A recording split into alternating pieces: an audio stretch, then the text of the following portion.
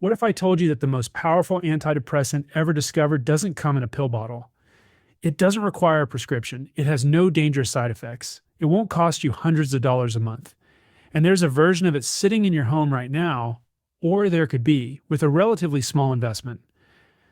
I'm talking about exercise. And I don't mean that in a vague, feel good, motivational poster kind of way.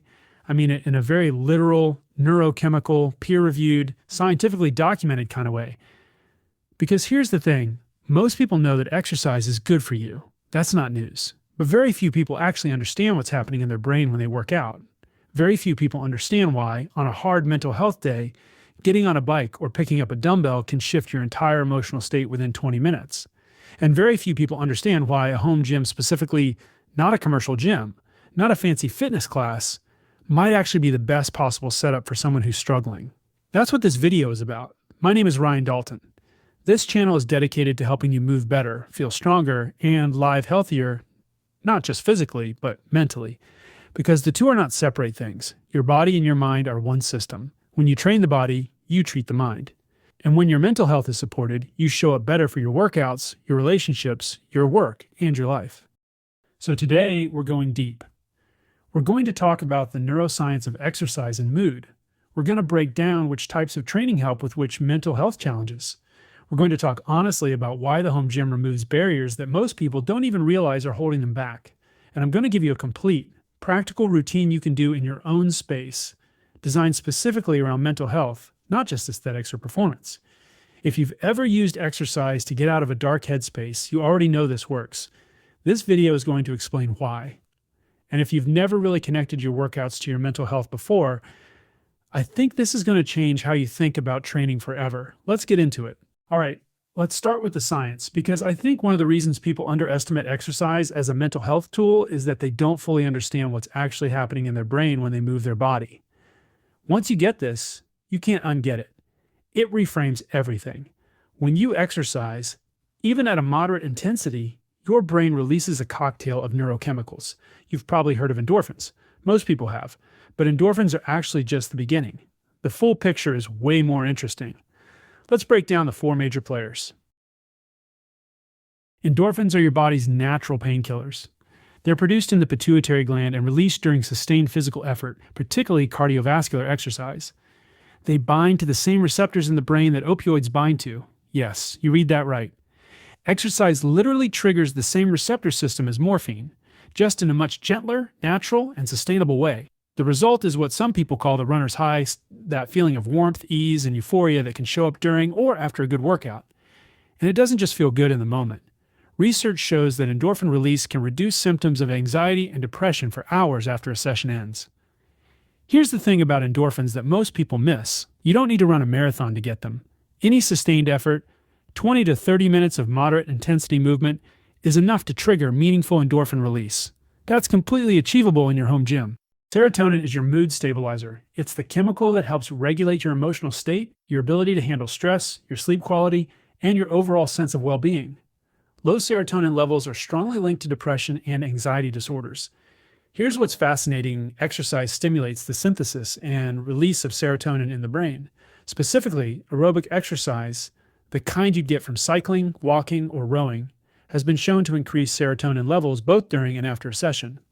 This is, in part, why a morning workout can completely change the trajectory of your day. You're literally raising the baseline of your mood chemistry before the day has even had a chance to challenge you. And unlike many medications that target serotonin, exercise has no withdrawal effects. You don't have to taper off. You don't develop a tolerance that requires increasing doses. You just keep moving, and it keeps working. Dopamine is your motivation and reward chemical. It's what drives you toward goals, creates feelings of satisfaction when you achieve something, and plays a central role in your ability to feel pleasure. In people with depression, the dopamine system is often underactive, which is why one of the hallmark symptoms of depression is anhedonia, the inability to feel pleasure from things you used to enjoy. Exercise, particularly resistance training, has been shown to upregulate dopamine receptors and increase dopamine synthesis. Every time you push through a hard set, every time you lift a little more than last week, every time you finish a workout when you didn't feel like starting, dopamine fires. You're literally training your brain's reward system to respond to effort. Think about that for a second.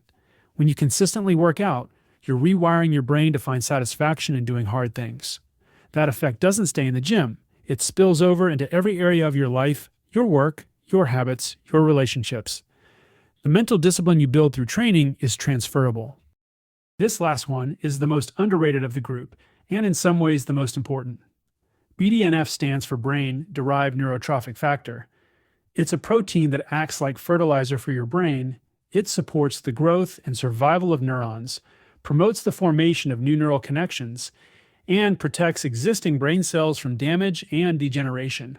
When researchers have studied the brains of people with depression, they consistently find reduced levels of BDNF, particularly in the hippocampus, which is the area of the brain responsible for memory, learning, and emotional regulation. Some scientists now believe that reduced BDNF is not just a symptom of depression, but one of its causes. Here's the remarkable part. Exercise is one of the most powerful known stimulators of BDNF production.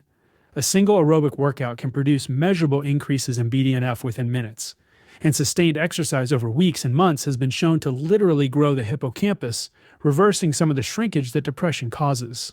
Multiple clinical studies have compared exercise to antidepressant medication and found comparable results for mild to moderate depression. I want to be very clear. I'm not telling you to stop taking medication if you're on it, and I'm not dismissing the value of psychiatric care, but this research tells us something profound, that movement is medicine in the most literal neurological sense of the word. So now you understand what's actually happening in your brain when you work out. It's not willpower. It's not discipline. It's chemistry. And the good news is that your home gym, however simple it is a chemistry lab for your mental health. Now, I want to make a case that might surprise you, that a home gym is actually superior to a commercial gym when your goal is mental health, not inferior, not a compromise. Superior? Let me explain why. When mental health is struggling, when anxiety is high, when depression is heavy, when motivation is at rock bottom, the number of steps between you and your workout matters enormously. Psychologists call this the action-outcome distance. The further the distance, the less likely the action. When exercise feels like it requires a production, getting dressed, driving to a facility, navigating parking, dealing with a crowded locker room, working out next to people who might be watching you, it becomes very easy for your brain to find reasons to skip it. And here's the brutal irony. The days when exercise would help you the most are exactly the days when the barriers feel the highest. When you're anxious, social environments feel threatening. When you're depressed, even small logistical tasks feel insurmountable. The gym that's 10 minutes away might as well be on the moon when your mental health is in a hard place. A home gym collapses that distance to almost zero when I'm having a hard day. And I've had plenty. The fact that I can walk from my bedroom to my workout space in 30 seconds has been the difference between moving and not moving. I didn't have to perform. I didn't have to navigate a social environment. I didn't have to look a certain way or lift a certain amount. I just had to show up in my own space. That psychological safety is something I think gets massively undervalued in the fitness conversation. We talk about optimal programming and progressive overload and macros, all important things, but we don't talk nearly enough about the environment in which exercise happens and how powerfully that environment affects whether it happens at all. Let me be more specific about something. One of the biggest hidden barriers to exercise for people dealing with mental health challenges, especially anxiety, is self-consciousness. The fear of being watched, the fear of doing something wrong, the fear of not looking the part. In a commercial gym, that fear is always present at some level. You're in a shared space surrounded by other people with mirrors everywhere and an unspoken social hierarchy that's hard to ignore. For someone who's already dealing with anxiety, that environment can be genuinely difficult to function in. Your home gym has no audience. There is no one watching you figure out your form on a goblet squat. There is no one clocking how much weight is on the bar. There is no comparison happening. It is just you, your body, and the work.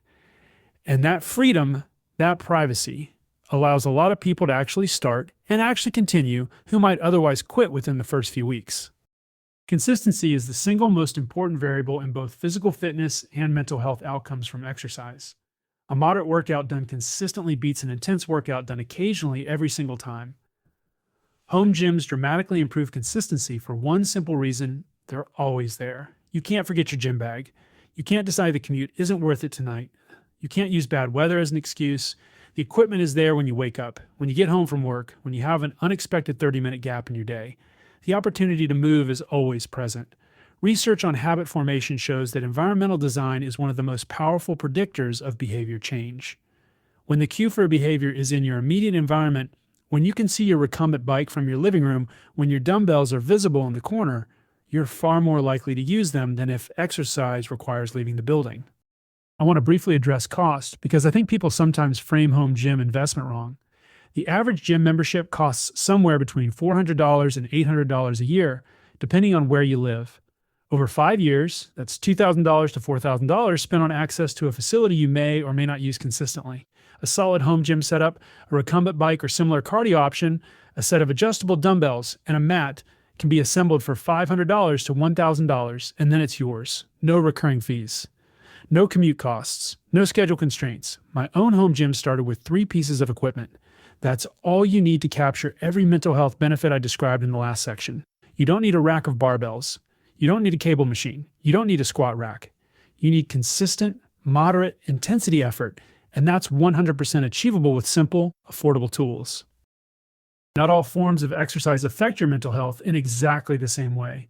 Understanding the differences lets you match your training to your actual needs on any given day. This is one of the most practical things you can take away from this video. Cardio will fight excessive DO for anxiety and acute stress. Steady state cardiovascular exercise, the kind you'd get from cycling on a recumbent bike, walking on a treadmill, rowing, or light jogging, is particularly powerful for anxiety and acute stress. Here's the mechanism. When we experience anxiety, our nervous system activates the sympathetic response, the fight or flight system. Heart rate goes up, muscles tense, cortisol floods the bloodstream. This is an adaptive response designed to help us deal with threats. The problem in modern life is that we experience this response constantly from work stress, from social pressure, from the news, from our own thought patterns, without ever discharging the physical tension it creates. Cardiovascular exercise gives that tension somewhere to go. When you get on a bike and pedal for 20 minutes, you are literally completing the stress cycle that your nervous system started. Heart rate elevates and then, after exercise, drops below baseline. Cortisol spikes and then falls. The nervous system moves from sympathetic dominance, fight or flight, into parasympathetic dominance, rest and digest. You feel calmer, clearer, and more grounded. Not because you burned off stress in some vague sense, but because you completed a physiological process that your nervous system needed to complete. I'd specifically recommend the recumbent bike for anyone dealing with anxiety or who is just starting out with exercise. The seated position is comfortable and low impact on your joints. The rhythmic, repetitive motion of pedaling has a genuinely meditative quality. It's hard to spiral into anxious thoughts when part of your brain is occupied with maintaining a steady cadence. And because you're not bearing weight through your spine or hips, you can sustain it for longer without physical discomfort getting in the way. Start with 15 to 20 minutes at a comfortable pace. You should be breathing harder than normal, but still able to hold a conversation. That's your sweet spot for anxiety reduction. You are not trying to crush yourself. You are trying to regulate your nervous system. Strength training for depression and SELFEFFICAC. Resistance training, lifting weights, whether that's dumbbells, kettlebells, resistance bands, or body weight, affects mental health through a different but equally powerful set of mechanisms. First, there's the neurochemical piece. Strength training stimulates dopamine and norepinephrine, the exact neurotransmitters that are most depleted in depression. Multiple meta-analyses have now confirmed that consistent resistance training significantly reduces depressive symptoms, with effects comparable to antidepressant medication in mild to moderate cases. The effect is dose-dependent, meaning the more consistently you train, the greater the benefit. But even 2 sessions per week produces measurable results. But there's a second mechanism that I think is equally important, and it's psychological rather than purely chemical. Every time you complete a challenging set of exercises, every time you push through the discomfort of the last few reps, every time you increase the weight from last week, every time you finish a workout that you almost didn't start, you are accumulating evidence that you are capable, that you can do hard things, that your body is stronger than you thought. For someone dealing with depression, this is significant. One of depression's cruelest effects is the way it lies to you, telling you that you're weak, that you can't cope, that you're not capable of change. Every completed workout is a piece of evidence against that lie. Over time, those small pieces of evidence add up into something that psychologists call self-efficacy. Your belief in your own ability to influence your circumstances. And higher self-efficacy is one of the strongest predictors of resilience and recovery from depression. Your adjustable dumbbells are doing more than building muscle. They're rebuilding your relationship with your own capability. The combination approach. The research is pretty clear that combining cardio and resistance training produces the best overall mental health outcomes. You get the anxiety regulation from cardiovascular work, the dopamine and self-efficacy boost from strength training, and the full spectrum of neurochemical benefits, endorphins, serotonin, BDNF, from sustained effort across both modalities. The practical implication, you don't need to choose. A session that starts with 10 to 15 minutes of moderate cardio and then moves into 20 to 25 minutes of dumbbell work gives you everything. And that's exactly what the routine I'm about to share with you is built around. As section 5, the complete routine vertical bar 7:30 to 10:30. All right, let's get practical. What I'm going to give you now is a complete home gym routine designed specifically for mental health, not for aesthetics, not for performance, for your brain and your nervous system. The physical gains will come as a byproduct, but that's not the primary goal here. Equipment you need, a recumbent bike or any cardio option, treadmill, rowing machine, elliptical, even a jump rope, a set of adjustable dumbbells, and a mat. That's it. If you have this, you have everything you need to do this routine completely and get the full benefit. The session runs approximately 45 minutes total. Here's the structure: 15 minutes of cardiovascular warm-up, 25 minutes of strength training, and 5 minutes of intentional cool-down. Let me walk you through every component in detail. Phase 1, cardiovascular, WAARMUP, vertical bar, 15 minutes. Phase 2, strength training, vertical bar, 25 minutes. We're going to do 5 exercises, 3 sets of each, 10 to 12 repetitions per set. Rest 60 to 90 seconds between sets. The whole thing takes about 25 minutes if you keep moving. Pick a weight that feels like a 6 or 7 out of 10 effort. You want the last 2 or 3 reps of each set to feel challenging, but not so challenging that your form breaks down. If you're new to dumbbell training, start lighter than you think you need to. You can always go heavier next session. Form and consistency matter far more than load at this stage. Here are your 5 exercises. Exercise 1, goblet squat. Hold a single dumbbell vertically at your chest, with both hands cupped around the top end, feet shoulder width apart, toes pointed slightly outward. Take a breath in, brace your core, and lower yourself into a squat. Keep your chest tall, your knees tracking over your toes, and your heels flat on the floor. Lower until your thighs are at least parallel to the ground, deeper if your mobility allows. Drive through your heels to stand back up, squeezing your glutes at the top. Exhale on the way up. The goblet squat is a compound movement. It works your quads, hamstrings, glutes, and core simultaneously. Compound movements are particularly good for dopamine release because they recruit so many muscle groups at once. They're also more functional than isolation exercises, which means the strength carries over into everyday life. When you feel physically capable in your daily activities, when climbing stairs is easy, when carrying groceries is effortless, that physical confidence contributes to your mental state in ways that are real and meaningful. So here's what I want you to walk away with today. Exercise is not a punishment. It's not something you earn the right to do when you're feeling good enough, motivated enough, or disciplined enough. It is medicine, real, documented, neurochemical medicine, and your home gym is the pharmacy. Every time you get on that bike, every time you pick up those dumbbells, every time you show up when the voice in your head is telling you not to, you are literally changing the chemistry of your brain. Endorphins, serotonin, dopamine, BDNF. These are not metaphors. This is what is happening inside you in real time every single session. And the home gym piece matters more than most people give it credit for. Because when your mental health is struggling, the distance between you and your workout is everything. Your setup removes that distance. No commute, no audience, no excuses. Just you and the decision. That decision to move, even for 5 minutes, even on your worst day, is one of the most powerful things you can do for yourself. Not because it fixes everything, but because it changes the chemistry. And when the chemistry shifts, everything else gets a little more possible. Start small. Be consistent. Be kind to yourself when you miss, and come back. If this video helped you today, hit the like button. It genuinely gets this content to people who need it. Subscribe if you want more on fitness, mental health, and building a home gym that actually works for your life. I'll see you in the next one. Keep moving.